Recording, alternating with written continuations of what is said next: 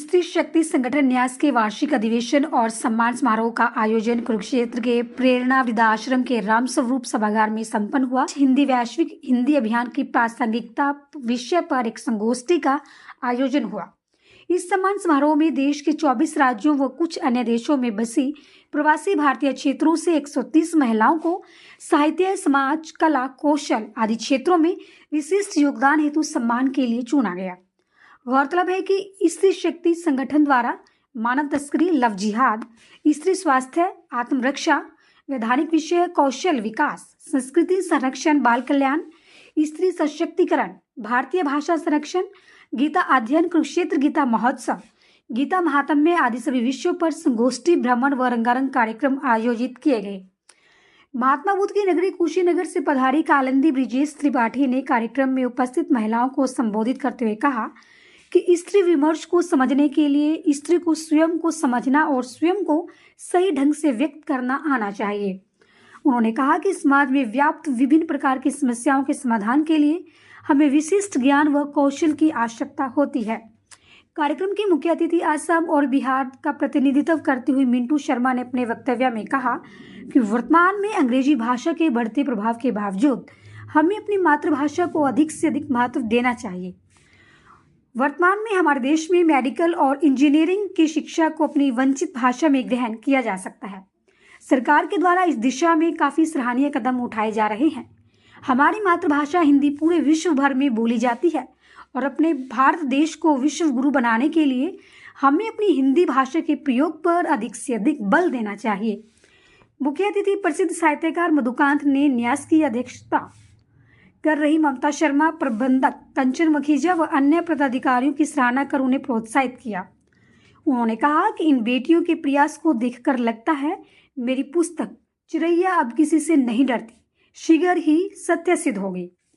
छिंदवाड़ा मध्य प्रदेश से आई भारती श्रीवास्तव व कुछ अन्य अतिथियों ने कहा कि स्त्री और पुरुष एक दूसरे से अलग नहीं हैं बल्कि एक दूसरे के पूरक हैं, इसलिए दोनों को किसी भी समस्या के मूल में पहुंचने के बाद उसे अच्छी तरह से समझकर एक दूसरे के सहयोग से मिलकर उसके समाधान को ढूंढना चाहिए।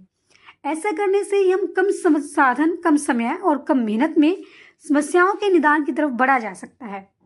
मुख्य अतिथि आशा सिंगला ने कहा कि हर आदमी का किसी भी चीज को देखने का एक विशेष नजरिया होता है। यदि हम अपना नजरिया सकारात्मक रखेंगे तो हमें हर चीज सकारात्मक ही नजर आएगी।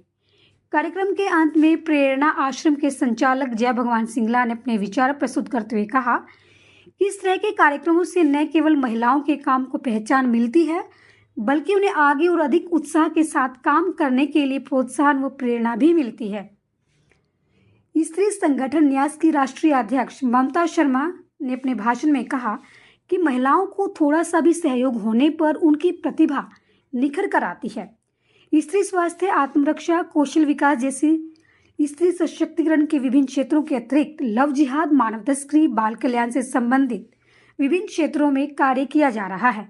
इसके अतिरिक्त यह संस्था कई वैधानिक समस्याओं के समाधान के साथ ही अपनी राष्ट्रभाषा हिंदी व प्रादेशिक भाषाओं के संरक्षण के लिए भी पूरी तरह से प्रतिबद्ध है। गत वर्षों में अपने ध्येय को लेकर स्त्री शक्ति संगठन न्यास ने अनेक गोष्ठियां, प्रतियोगिताएं, वर्कशॉप, अभियान व उत्सव इत्यादि किए हैं और आगामी वर्षों में भी अधिक ऊर्जा व उत्साह से कार्य करेंगे। भारत सरकार द्वारा महिलाओं व बालकों के लिए चलाई जा रही सभी योजनाओं में सहयोग कर समाज व राष्ट्र को सुदृढ़ बनाना ही न्यास का लक्ष्य है।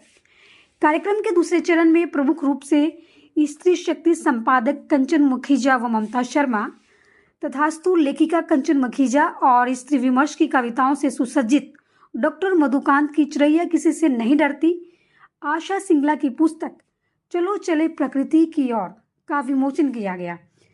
स्त्री शक्ति संकलन में देश के 24 राज्यों के लगभग 119 महिलाओं की साहित्यिक रचनाएं शामिल की गई।